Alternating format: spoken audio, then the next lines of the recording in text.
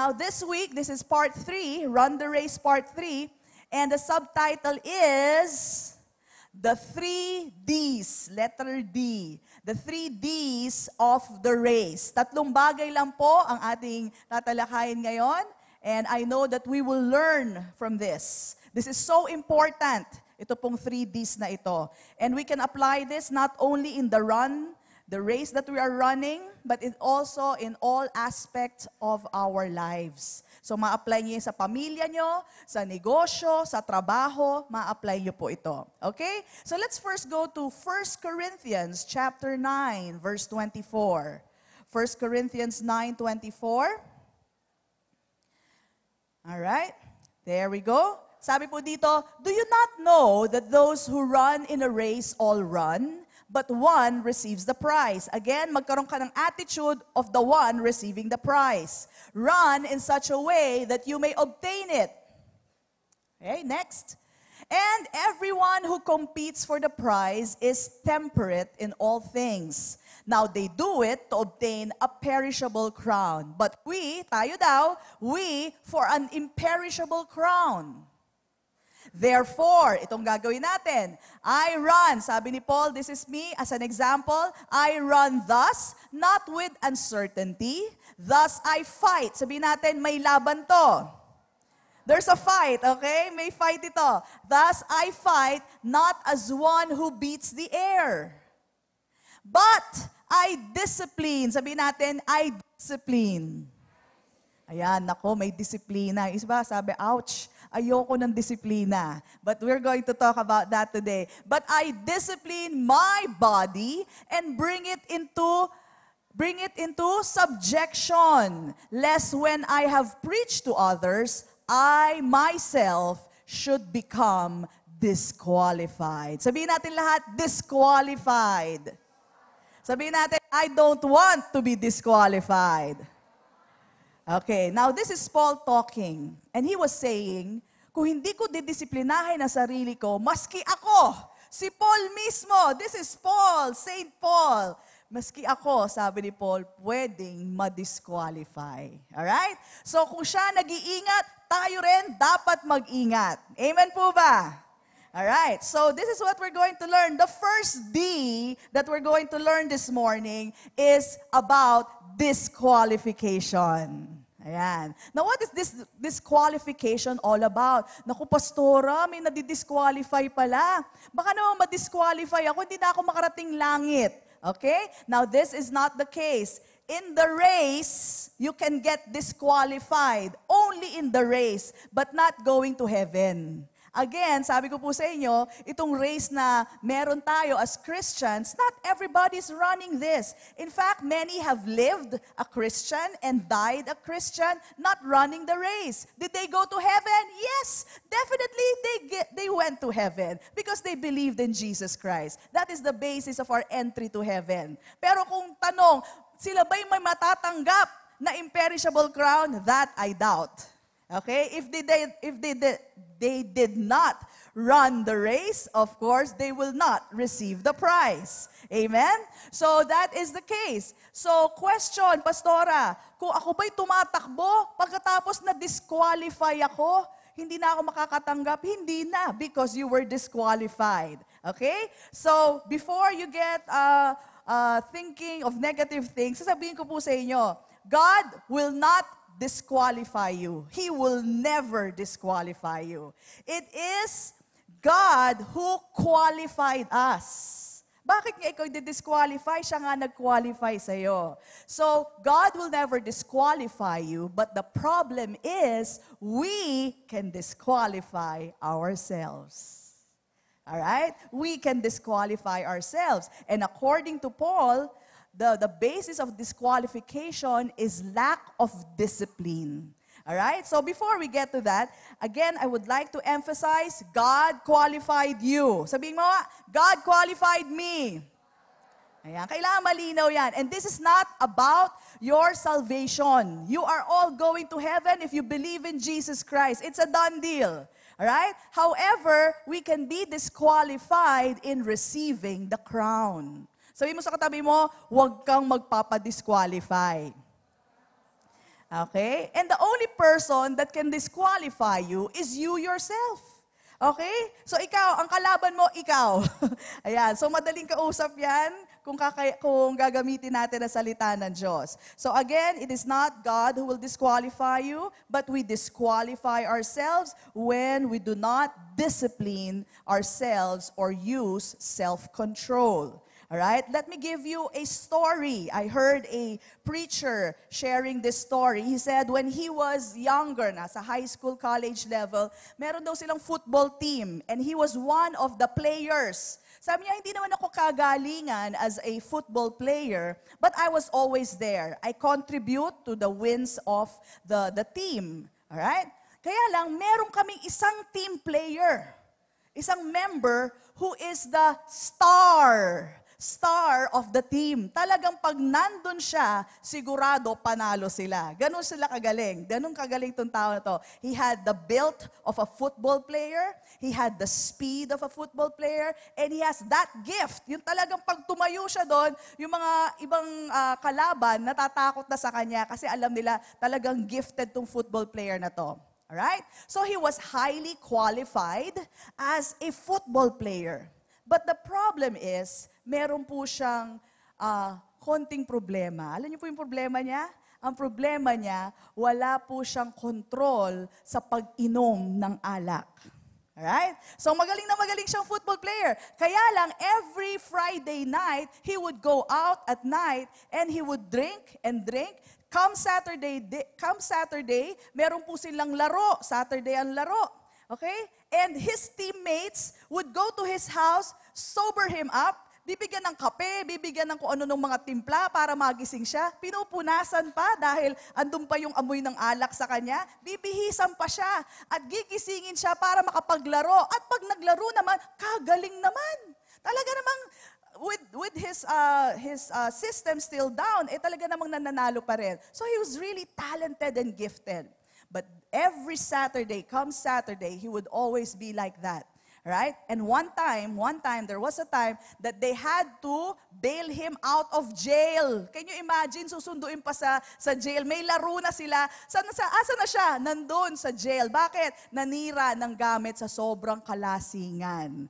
Alright? So they would bail him out of jail and dress him up, sober him up, and then he would play and they would win. But you know what? Ito po ang naging sistema nitong player na to. Itong star player na to na highly qualified, all right, he would always do this. And in time, you know what happened? He bailed out for real. Ano ibig sabihin? No? Ibig sabihin, hindi na nakapaglaro. Dahil kung laging gano'n na sistema, maapektuhan ka. Ang katawan, ang pag-iisip, ang paglalaro, lahat maapektuhan. The question is this. When he stopped playing, when he was out of the team, the question is, did the coach disqualify him? No. Did his teammates disqualify him? No. He disqualified himself for lack of self-control, for lack of discipline. Sayang ang biyaya, sayang ang gifts, ang talents, ang laki ng katawan, na sayang lahat dahil walang self-control. And this is what Paul is saying. You know, you have all the gifts. You have the grace of God in your life. Kaya lang, maski tayong Kristiyano, kapag hindi tayo nag-practice ng discipline, if you don't put your body subject to you, all right? You will be disqualified. Surely you'll go to heaven. Huh? Surely you'll go to heaven because we go to heaven by the merits of Jesus Christ. But the prize that we're supposed to receive, the race that we're supposed to run, madidisqualify tayo if we do not practice discipline or self-control. Amen? Without self-control, ang tao po comes to waste, comes to nothing, all right, without discipline and self-control. But with discipline, with self-control, a great man becomes greater. Okay? A great man becomes greater. Come on, bless the Lord. And I will prove that to you by scripture. By scripture po. So sayang po, no? And we've heard a lot of stories. Hindi lang po mga sports people ang ganyan na story. Di ba may mga Hollywood stars at the peak of their career, sila Marilyn Monroe. And then all of a sudden, asa na sila? Nag-overdose. Di ba? Sana yung napakasikat ngayon na teenager na artista, asa na? Wala na. Nag-overdose din ng alak, sinabayan ng mga meth or mga drugs, and they're gone at the peak of their career. What a waste, right? Did God do that to them? Of course not. It was lack of self-control. All right? So, malaki po ang nasasayang. And for us Christians, we have all the gifts. Every good thing in our lives is already in us. All right? So, masasayang po lahat yan kung hindi tayo lalakad sa self-control or discipline. Now, the question is, do I have self-control? Do I have discipline? Minsan may nagsasabi sa akin, naku, pastora, talagang wala akong self-control. Pag nakita ko yung cake, nakakain ko lahat. Ha? Pastora, pag nakita ko yung tao na yung kumukulo ang dugo ko, wala akong control. Talagang kumukulo ang dugo ko. Hindi ko makontrol ang sarili ko. Sabi naman na isa, naku, pastora, talagang nawawala ako sa sarili ko pag nakikita ko siya. Ang gwapo-gwapo kasi. Diba? So may mga ganun po sagot. You know what? That is wrong. If you are a Christian, you already have self-control. Sabi mo sa katabi mo, I have self-control. And I'm going to prove to you, by scripture, hindi ko lang sinabi yan, by scripture, go to Galatians 5:22. You already have self-control. Hindi mo huhugutin yan sa labas para pumasok sa'yo. Hindi mo sinasabi, self-control, come to me, come. You don't have to do that. It's already in you. Alright? Self-control, Galatians 5:22. Look at this. But the fruit of the Spirit. Now, this Spirit, it's capital S, but it's actually small s. Ibig sabihin, spirit man yan. Okay? But the fruit of the Spirit is love, joy, peace, long-suffering, kindness, goodness, faithfulness, gentleness, self-control. Sabihin natin lahat, self-control. Alright. Against such, there is no law. Now, why is it that our spirit have all this fruit? Because the Holy Spirit is dwelling in the inside of us. Ang Holy Spirit po ay buhay. Ang Holy Spirit ay power. That's why it gives life to our spirit man. And because our spirit man is alive, it bears fruit. So wala na pong dahilan na hindi natin maisilbi ang itong mga bungang ito. Amen? It is all there. It's all yours. Alright? And it is because of our being indwelt by the Holy Spirit. Sabihin natin, I have self-control.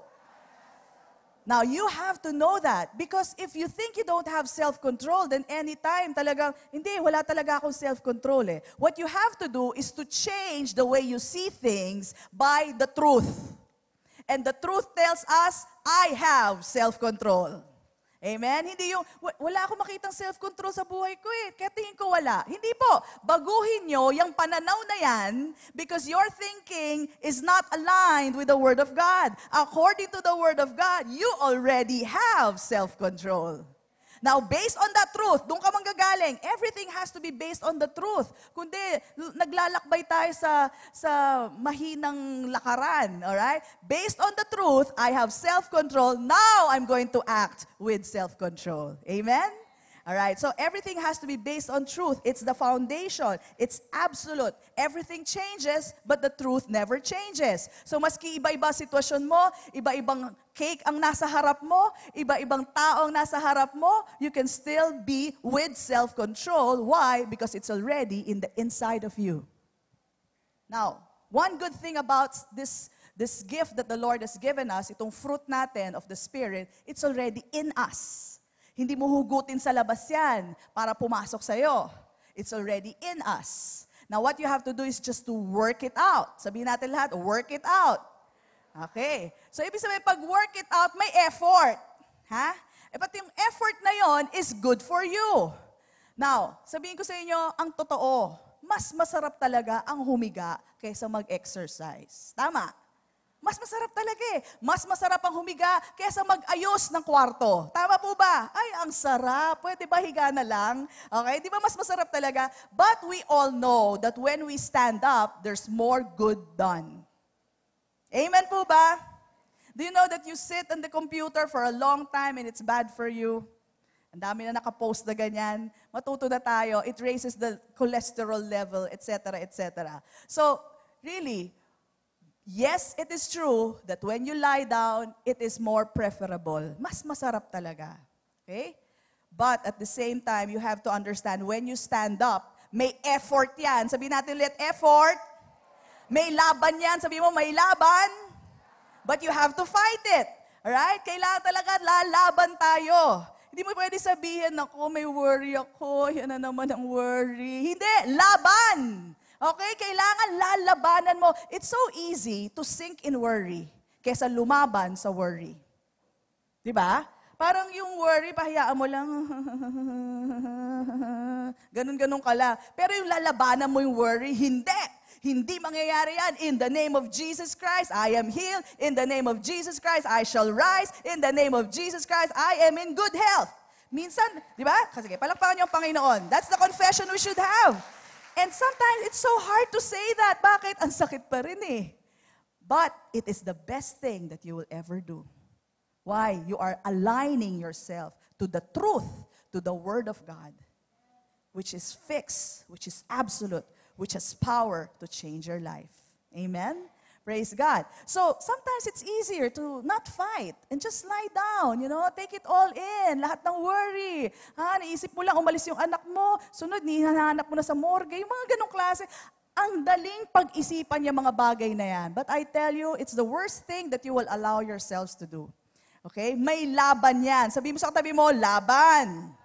Okay? You have to fight it. And it's a good fight. It's a good fight of faith.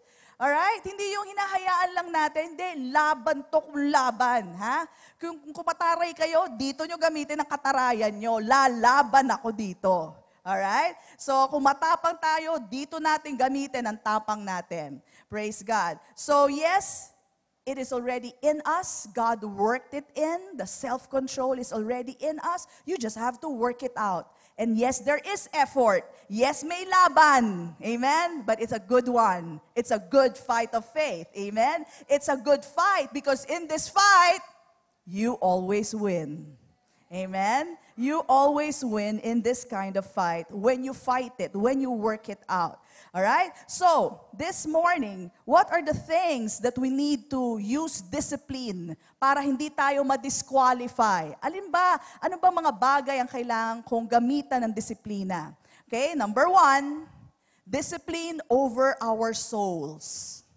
Okay? Our soul. Ano yung soul natin? The mind. SOL student. The mind, the will, and the emotions. Alright. So, unahin na po natin the mind. Alright? The mind. We need to exercise discipline or self-control over our minds. If we want progress in our lives, we need to discipline. Okay? For example, saan ba ginagamit yan? Alam niyo po ba, ang kaisipan natin, pag may mga problemang dumating, ang default ng kaisipan is to worry. Okay? Default yan ang isip natin. But, alright? But, that is only natural for natural man. But you and I, we are not natural men. Alright? We are children of God. We have the mind of Christ. Amen? So pag dumating ang worry, dumadating yan. Okay? What you have to do is to refuse to worry. I do not worry. No, thank you. Okay? Ituring yung parang langaw ang pag-aalala. Ano po ang langaw? Pag dumapo sa pagkain, anong ginagawa nyo? Tinititigan nyo lang ba? Tinitingnan nyo ba ilang paa ang dumapo? Ano bang ginagamit niyang pangkain? Ganun ba ginagawa natin? Pagdapo ng langaw, ano gagawin mo? Shoo! Shoo! Diba? Paspas ka agad. Paano, pastora, pag bumalik? Di paspasin mo ulit. Pastora, balik ng balik. Di paspas lang ng paspas. Di ba? Ganun lang yon. Yung iba kasi, bumalik kasi, kaya ayoko na. Sige, sa'yo na yung pagkain ko. Ganun ba yon? Hindi. Hanggang dumadapo ang langaw, ang mga nanay pa, ganyan ang ganyan. Ang ginagawa mo, daming langaw eh. Di ba? Walang tigil yan habang kumakain yung pamilya, ganyan siya ng ganyan. Bakit? Ayaw ng langaw. Ituring nyo ang pag-aalala parang langaw. Bawal dapuan ang iyong pag-iisip. Amen? Yung iba, sige, palakpakan yung Panginoon. Galing sa Kanya yan. Yung iba, dinapuan na sa muka, niraramdaman nyo pa ba yun? Sabi mo, Oy, pumasok sa ilong ko. Ganun ba yun? Di ba hindi? Talagang automatic yung pagtapak na pagtapak. Shoo! Di ba? It's the same thing with worrying. Papasok pa lang ang worry. Ops! Hindi ako mag-aalala. Mami, wala daw pambili ng bigas. Ops! It's fine. Magkakaroon tayo ng pambili ng bigas. Mami, kulang ang pang Meralco. We will have money for Meralco. Alright? Hindi yung, naku, talaga, sinabi ko na nga ba sa daddy mo eh. O, dinamay pa ang daddy. Diba? Huwag na po nating paghaba-habain pa. Okay? Just say, in the name of Jesus Christ, we will have something to pay for that. Magkakaroon tayo ng bigas anak. Okay? So, hindi mo, at saka alam nyo, turuan nyo yung mga tao sa bahay. Pag sinabi lang, Mami, wala na naman. O ma'am, wala na namang ganito, walang bigas. Okay? Alam mo, sinasabi ko, huwag mo sabihin wala. Sabihin mo, bibili na po tayo ng bigas, ma'am. Okay, ito ang pambili. Alright? Maski kasama ko sa bahay, sinasabi ko yon. Kasi lagi na lang naririnig ko, ma'am, wala na pong gulay. Ma'am, wala na pong ganito. Mali yan. Sabi ko, sabihin mo, ma'am, bibili na tayo ng bigas. Okay, fine, ito. Diba? Kasi mali ang confession eh. And everything, if you're sensitive to that, then it changes everything. Okay, so again, about worrying, you have to take a grip. Alam niyo yung manok na nagwawala? Hahawakan mo yung sa leeg para hindi makagalaw. Alright? Sa bagay, hindi ko pa nagagawa yon. Pero doon sa mga nakagawa na niya, talagang you take a grip. The word self-control is the word take a grip. Take a grip over your situation. Take a grip over your mind. Okay? Yung mind mo, nag-iisip na kung saan-saan na pumupunta, kung ano nang mawawala, at kung ano nang bebenta mo. Hindi ako mawawalan. The Lord will provide for me. Take a grip para hindi magalaw ang isip. Hindi malikot ang isip. Take a grip of that. And that's how you discipline your mind. I will not allow my mind to wander off in negativity, in darkness. Amen? Hahawakan ko yan sa leeg at makikinig ka sa akin. Alright? You know the word discipline that Paul used? Ang word na discipline dito, he will beat it black and blue. Any evil thought, any evil desire, bubugbugin daw niya. Sumunod ka lang sa akin. That's how Paul sees any negative desire, any evil desire. Sabi niya, bubugbugin kita, sumunod ka sa akin. I will make you black and blue. That's how I will discipline you. And it's talking about evil desires. Thoughts that are not aligned to the Word of God. Na malayo sa salita ng Diyos. Ang sabi ng Panginoon, He will provide. Ang sabi ng kaisipan mo, saan na kaya ako kukuha? Ang layo, di ba? He will provide, ang sagot ng Panginoon. He heals, ang sabi ng Panginoon. Ang sa isip na, naku, ano kayang hospital? Di ba? Ang layo po. So take a grip. So that is where we will use our discipline or self-control sa kaisipan. Alright? If we do not do this, it prevents you from running the race. Diba? Saan kayo nakakita? Isang runner, tumatakbo sa karera niya, bilang sabi ng nanay niya, yung pambili natin ng bigas. Can you imagine? The runner will stop. Mag-iisip siya, saan nga ba tayo pupunta? Saan tayo bibili ng bigas? It will derail you from your race. If you do not control, take a grip over your mind, it will disqualify you from the race that you're going to run. Amen? Alright? So take a grip. Sabi mo sa katabi mo, take a grip. Alright? Discipline, self-control. We have to say no to all these things. Alam niyo ang sabi ng Panginoon about worry? Let the day worry, but not you. You are so precious to me. Ang taas ng turing ng Panginoon sa atin, tapos tayo nag-aalala. Sabi niya, hayaan mo ang buong araw mag-alala, pero ikaw, anak ko, huwag kang mag-aalala. Hindi para sa'yo yan. Hindi mo trabaho ang mag-alala. Sabi mo sa katabi mo, hindi mo trabaho yan. Parang ang CEO ba, pinoproblema, diyan kuya kay tatapon yung mga basurahan dito. CEO ka, basurahan, iniisip mo? Ang layo! Hindi mo role yan. That is not your role as a child of God. You have higher matters to consider. Higher matters of winning people to God, of sharing the gospel to them. Tapos iniisip mo yung basura, iniisip mo yung langaw. That is not your role. So yung sa katabi mo, hindi para sa'yo yan. So yung sa katabi mo, hindi bagay sa'yo ang mag-alala. Amen? So dapat po, ang pag-alala talagang, we take a grip of that. It comes, hindi ako magsasabi sa inyo ng out of nowhere. Totoong it comes. But you also have the right and the power to say no to worry. Amen? Come on, bless the Lord. You have that power. Praise God. All right, so what else? What else do we need to discipline ourselves with? The way we think. You know, the Word of God is like a wall protecting us. Ang mga taong walang salita ng Diyos o hindi nagpapa-instruct sa salita ng Diyos, para yung isang bahay na walang bakod. Nakabukas yan to the enemy, to people who have bad intentions. And I'm telling you this because I was talking to a person and he was telling me, you know what? You think so much about your church. Sabi sa akin ganon. My church does not have a say in my life. Sabi ko, okay, naiintindihan ko siya kasi hindi siya Christian. So hindi na ako nakipag-argue. But I understood what he was saying. He was saying that yung Word of God, wala pong timbang sa kanya yan. Walang weight. And that is the reason why people's lives are in a mess. Right? Tayong mga lumakad muna sa sanlibutan bago tayo na born again, alam natin kung bakit ang gulo ng buhay natin eh. Kasi opinion nito, take ko. Opinion ng isa, pwede rin. Ito, pwede rin. Katulad ng isang kausap ko, sabi niya, you know, I got married because I needed a visa. Okay? So, it's just for papers. Alam niyo, yung kumakapit na sa patalim para lang maayos isang bagay. So, kinasal siya doon, and now, yung babae, parang dinedemanda siya or something for fake papers. So ngayon, bukod na sa may binabayad siya sa babae for the visa, may binabayad pa siya para hindi magsalita itong babae na to. Gulo. Sabi ko, ang gulo-gulo ng buhay ng ganyan. Bakit? Kasi po, kung ano ang opinion ng iba, walang guidance. Walang guidance from the Word of God, kukunin. Just like that.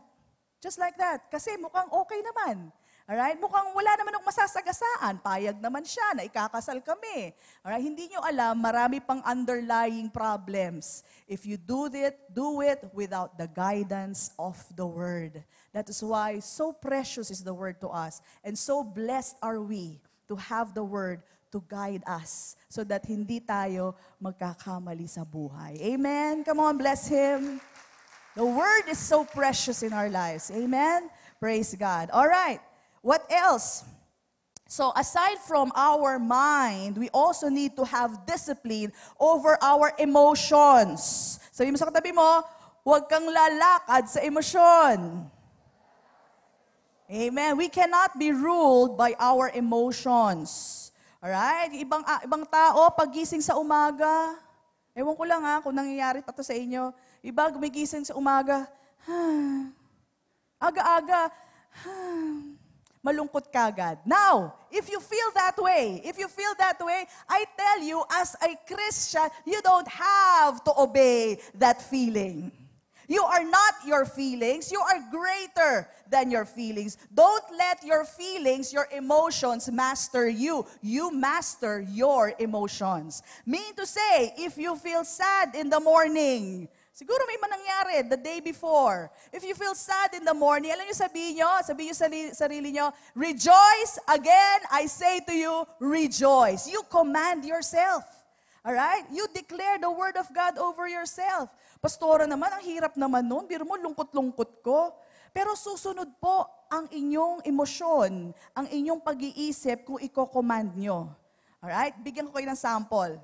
Isang bata. Alam niyo yung mga bata maliliit? Minsan paggising yan, may S. Di ba?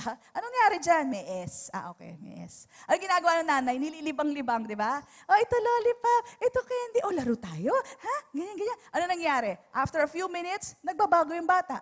So, ibig sabihin, pwede namang magbago yung emosyon, di ba? Kaya eh. Na huwag na tayo maging katulad ng bata na yun. Kailangan pa may mag-aliw sa atin. We can do that ourselves. We can encourage ourselves and say, rejoice! Again, I say to you, rejoice! Alright? This is the day that the Lord has made. I will rejoice in it and be glad. Amen. You do that. You don't have to follow your emotions. You don't have to follow because you are master of your emotions. Take a grip of that emotions. Alright? Take a grip of that. Now, sabi ng iba, pastora, kaya naman ako malungkot kasi I'm heartbroken. I'm broken yung heart ko. Somebody broke my heart. Okay, ito sasabihin ko naman sa inyo, natalo ka na sa lagay nun, di ba? Heartbroken. Talo ka na. Tapos malulungkot ka pa? Parang mali yun. Double jeopardy yun. Dapat sinabi mo, pag na-heartbroken ka, salamat sa Diyos, at least tanggal ka na sa listahan ko. Next. Next, please. Next, please. Hindi yung, ganun, di ba? Iyak ka na lang. Talo ka na nga. Iiyakan mo pa. Doble na yun, ha? Ikaw pa iiyak para sa sarili mo. Alright? Ang dali lang nun. Sabi mo, next, please. Okay? Next, please. Para sa mga singles lang yan, ha? Hindi doon sa mga ibang may asawa. Pang singles lang. Next, please. Alright? So you don't have to be so tortured. Tortured ka na nga sa ginawa sa'yo. Ngayon, ito-torture mo naman ang sarili mo. Amen. May naririnig ba? Amen. Okay. Ang hina. Amen. Okay. Praise God. Don't torture yourself. Alright, if you've been heartbroken, just go for the next. Praise God. Thank you, Lord. You have revealed to me, hindi pala siya. Praise the Lord. Amen. Okay, praise God. So, let's continue. So, about being sad, about being heartbroken, ano pa? You have to take control even of your emotions when angry. It's not wrong, it's not a sin to be angry. There are times you have to be angry. But in your anger, sabi sa salita ng Diyos, do not sin. Kaya lang minsan, minsan tataka talaga ako sa mga driver eh. Pag kinat, ba't kailangan gumanti ka rin ng cut? Di parehas na lang kayo? Di ba? Kinat na ganyan. Sasabihin mo, ikaw talaga, sasahabulin ng ganon. Ika-cut din, tapos feeling niya okay na siya. Di ba? Hindi ko makuha yung point na yun. Ano yun? Ano nagawa mo doon? Di ba? Wala. Ang nangyari lang doon, lahat nung nakasakay doon sa loob ng sasakyan, nangangatog na. Alright? Nakakapit na lahat sa dingding. Okay? Hindi na malaman kung anong gagawin. Tinakot mo ang pamilya mo sa pagganti-ganti mo. Anong na-accomplish mo? Wala. Nervyos ng pamilya mo, meron. Alright? So, there's no point in doing that. And, alam niyo po ba, alam na natin yan sa balita, anger. Lumaban yung isa, hindi alam, may baril yung isa, tapos. Tapos na ang usapan, di ba? So, really, we have to control our anger, self-control, and we are able to do that kasi nasa sa atin na. Again, sabi ko po sa inyo, a great man becomes greater with self-control. Let me give to you this verse, Proverbs 16, verse 32. Again, this is about running the race, all right? And we have to discipline ourselves so that we are not disqualified. We do not disqualify ourselves. Sabi po dito, he who is slow to anger. So, ibig sabihin, hindi siya parang bulkan na sumasabog. Ibig sabihin, guarded and guided ang kanyang paggalit. Ganun ba? O sige, nagagalit ako, pero ito, may kaayusan siya. He who is slow to anger is better than the mighty. Maski napakalakas ng tao na yan, kung napakainit naman ang ulo, nakakahiya din, di ba? Minsan sila pa yung nakakahiya. And then sabi dito, and he who rules his spirit, then he who takes a city. What is this talking about? It's talking about a person using self-control, working out what is already in the inside of him. He's working out self-control. He's showing people, hey, I'm able to master my emotions. I'm able to take grip of my emotions. Oo, galit ako, mali ang ginawa mo, pero ito ako, kaya kong i-control ang sarili ko. Hindi ako bibigay sa ginawa mong kamalian. Alright? Amen po ba? So, a great man becomes greater because of self-control. Amen. Alright? So, kung meron po tayong mga emotions na ganyan, guess what? Just snap out of it. Hindi ako magpapatalo dito. Hindi ako magpapalutang dito. Alright? Minsan yung sobrang pag-ibig din, di ba? Yung romantic love. There's nothing wrong with romantic love. But sometimes romantic love can cloud your thoughts. Sobra kang lutang sa pag-ibig. Hindi mo na alam ng tama sa mali. Ang mali nagiging tama. Ang tama nagiging mali. Alright? So, if you are up there in the clouds because of your emotions about romantic love, you know what? It can even take away your desire to run the race, thus disqualifying yourself. Amen? Madidisqualify ka. Hindi ka dinisqualify ng Panginoon, dinisqualify mo ang sarili mo. Alright? So again, emotions, what else? Also over our will, ating kalooban. Now sometimes people cannot control themselves. Gusto gumastos ng gumastos. Overspending. Wala na sa budget, bibilin pa rin. Okay? Wala na sa budget, di bali na, may card naman. Alright? So, alam niyo po, ang card, binabayaran yan. Okay? Baka akala niyo, hindi na binabayaran po niyan. Okay? So, hindi nga kayo nawawala ng cash, but definitely, you will have to pay. So, you have to spend below your means. Below your means. Wag pong over your means. Okay? Amen po ba? Discipline, again, or self-control makes a great man greater. Right? Now, aside from the mind, will, and emotion, ito po yung soulish area natin, we also have to have discipline over the flesh. Right? The flesh always wants to sleep. The flesh is always lazy. Play all day and pay later. Di ba? Play now, pay later. May mga ganyan eh. Ano pang gusto ng flesh? Ang gusto po ng flesh is that you eat all you can and you eat more than you can. Yan po ang gusto ng flesh. But we are to take a grip over our flesh because our flesh, alright, will always lead us down. Okay? Kung gusto niyo pong to be led to a higher level, be led by the Spirit. The spirit man who has the Spirit of God. There is no way you can go higher if you are led by the flesh. Ang flesh po, pabulok yan eh. It's corruptible. It will surely lead you down. But if you are led by the Spirit of God, you will always go up and up to the next level. Amen? So, flesh. Kailangan po kontrolin natin yan. Masarap po talaga humiga kaysa mag-exercise. That is the truth. Okay? Kaya lang, if you train your body, you will enjoy exercise. Amen? Ayan. Okay. Now, meron po ako isang story of a pastor. Pastor to ha. He's a pastor.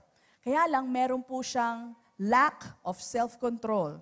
Ang problema niya, pag nakakita siya ng mga, ano ba tawag doon? Yung mga pika-pika, mani, potato chips, basta yung mga nakalagay sa mga ganyan.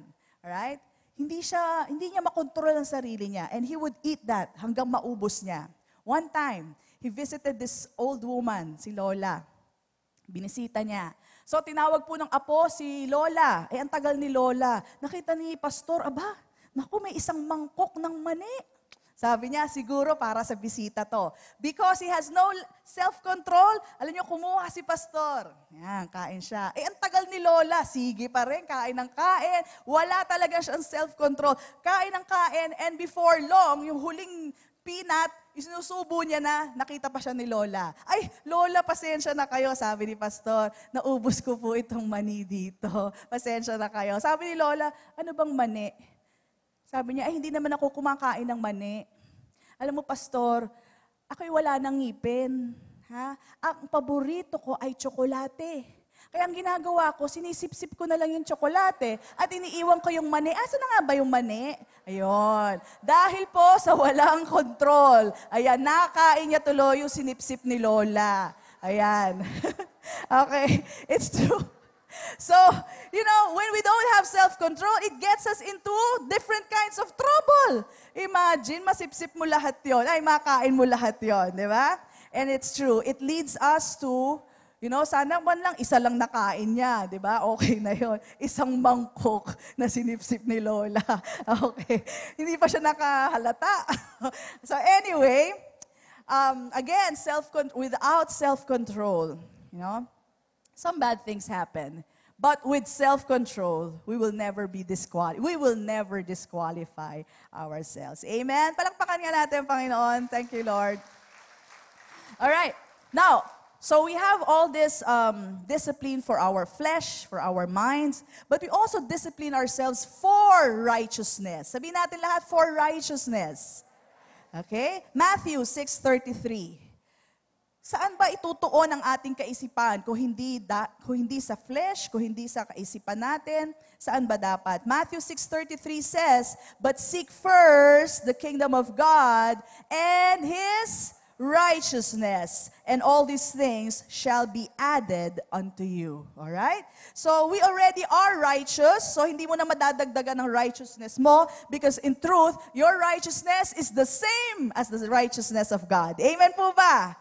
And that should really make us happy na ang Diyos po, parehas po ng righteousness natin. We are not more righteous, but definitely we are not less righteous than our God. Alright? So, ano po itong sinasabi kong righteousness that we should seek after? Alright? This is about the righteous things. Since you are righteous, ang gusto natin, mga bagay na righteous din. Amen?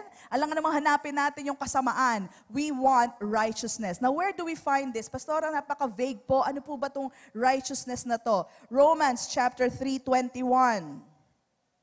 Romans 3:21. We should hunger and thirst for the righteousness of God. Look at verse 21, "But now the righteousness of God apart from the law is revealed." O, ito na, revelation of what the righteousness of God is. "Being witnessed by the law and prophets, even the righteousness of God through faith in Jesus Christ to all and on all who believe." So, ang righteousness of God po is through faith in Jesus. So everything that Jesus say, you believe that and you are seeking after righteousness.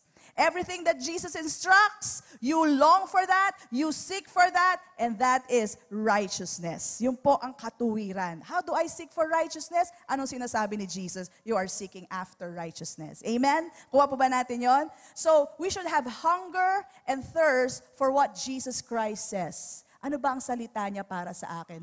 Today, what you're doing, you're seeking after righteousness. Amen? Why? Kasi righteous na po kayo.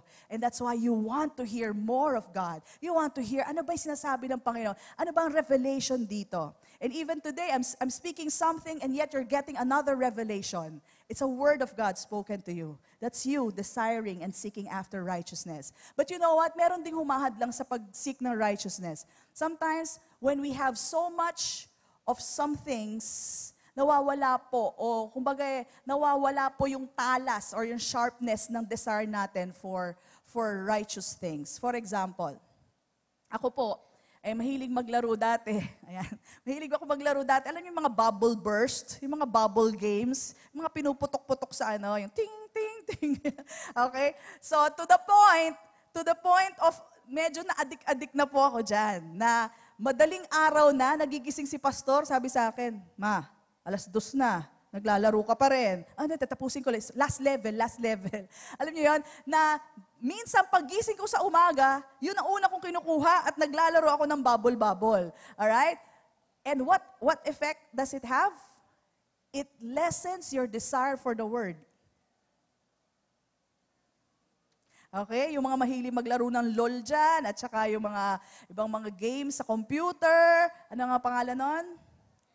Dota, LOL, ayan, tamaan kayong kung tatamaan dahil kailangan nyo marinig yan. Okay? It lessens your desire for the Word. Check up on yourselves. Nagbasa ka ba ng Bible? Ha? Nagkaka-desire ka ba sa Bible when you're playing LOL? And too much of LOL satisfies the flesh, that it covers the desire of your spirit man. It happened to me. Alright? It happened to me. Sobrang bubble burst. Okay? Nakalimutan ko na magbasa ng Bible. And it has an effect. it has an effect. Parang tinatabangan ka lang. Okay? But again, if you find yourself in the middle of that, ito naman sasabihin ko sa inyo, ang Panginoon, hindi tumitigil sa bilin. Naglalaro ako, sabi sa akin ni Lord, tama na. Nanilang, Lord, isang level pa. Tama na. Nararamdaman ko yan. I don't know, but I know the Lord speaks to you. Kumakain ka, busog ka na, sabi sa'yo ni Lord, tama na anak. Isang kutsara pa, Lord.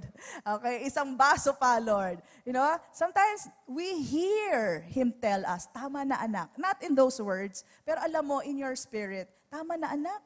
Okay? And yet, you know, minsan di natin pinapansin. Ito naman sasabihin ko sa inyo, hindi magsasawa ang Panginoon sa inyo. Lagi kanyang bibilinan. Lagi kanyang kakausapin. Anak, para sa kabutihan mo yan. Amen? He will never let you go. He will never leave you in that situation hanggang magbago ka. Amen? Napakabuti ng Panginoon. So, again, I'm just telling you this because it does, you know, lessen your desire for righteousness. We should have hunger and thirst for righteousness. And this is the secret. The more you receive of righteousness, the more you would want it. Parang ano lang din yan, yung bubble burst. The more of that, the more you would like it. The more of lol, the more lol you become. Okay? So, kailangan bawasan ng mga lol dyan. Okay. So, that's what we do. Now, to balance this all, so, for us not to be disqualified, we should be what? Disciplined. Sabihin natin lahat, disiplinado ako. Okay. But, again, being just disciplined is not enough. There is a balance to this. Meron naman po kasing extreme na Christian, masyadong disiplinado. Paggising sa umaga, kailangan nagpe-pray na siya. Pagkatapos mag-pray, magtatangs ako. Pagkatapos magtangs, magbabasa ako ng Bible. You know, they have this rigid schedule for themselves. And dumaan din ako dyan. You know, this is a passing thing for us sometimes. You have that passion. And not saying it's wrong. But if this is just a rigid schedule for you and not led by the Spirit of God, you will be burnt out. May burnout dyan. Ha? Sinong dumaan sa ganyan? Yung mga sobra-sobra na, talagang hindi na tumatapak ang pa sa lupa. Okay? Yung mga ganong feeling, di ba? But you know what? It brings burnout. It's not good for us. Why? It's not Spirit-led. All right? That is why this is the balance. Yes, you be disciplined, all right? But at the same time, we need dependence. That's the third D, dependence on God, all right? Dependence on God. Let me read to you this verse, 1 Corinthians chapter 15, verse 10. 1 Corinthians 15, verse 10. Tingnan niyo po ang magkasama dito. But by the grace of God, I am what I am, and His grace, that is God, and His grace toward me was not in vain. But I labor more. That's us. Sabihin natin, labor more. That's our part. We labor more, okay? Labor more abundantly than they all. And then it says here, yet not I, but the grace of God, which was with me. Sabihin natin, with me.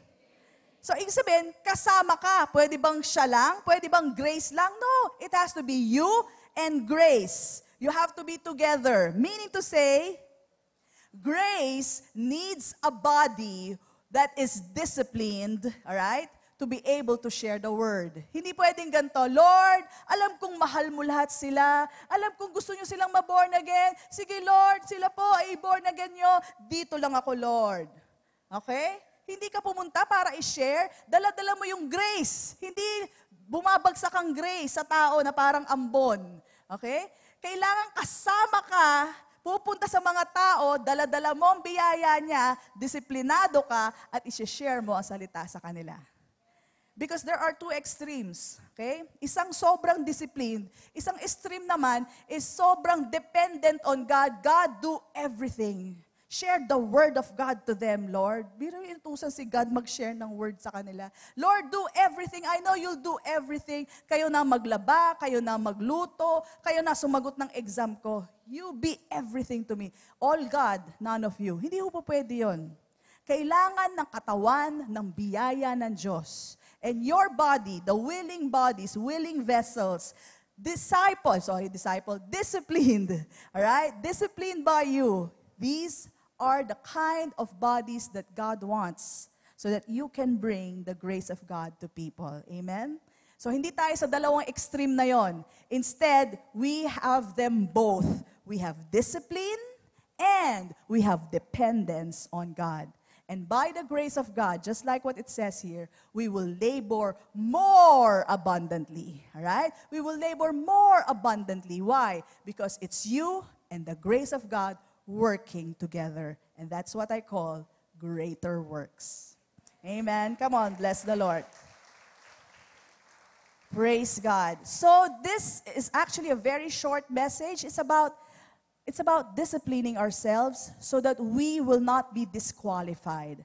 But again, in all this discipline, know that the grace of God is with us. Our full dependence on Him will help us make our work to be greater in quality. Kaya nga po, greater works. And let me tell you something.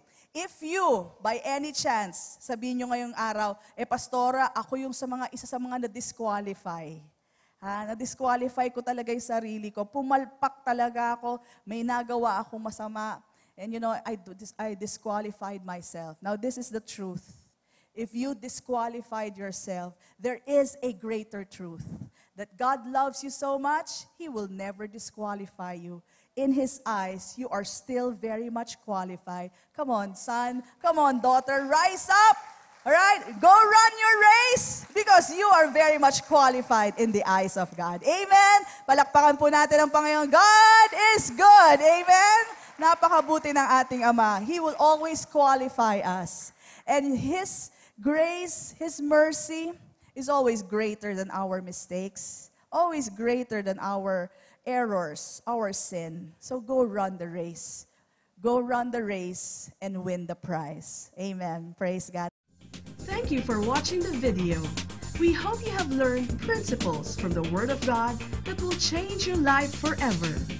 Our messages are available in DVD and audio formats.